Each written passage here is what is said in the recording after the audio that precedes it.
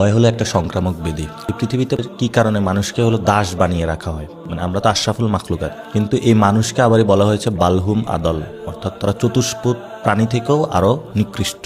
আমি তো আল্লাহর বান্দা, আমি আল্লাহর কোরআন এবং আল্লাহতে বিশ্বাস করি।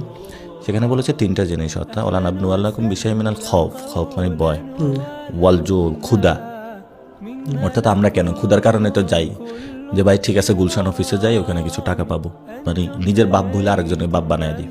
আবার এই হলো ওয়ান অ্যাকশন, মানে আপনার যে আমল খারাপ কাজকর্মের কারণে হলো মানুষকে পরীক্ষা করা হয়।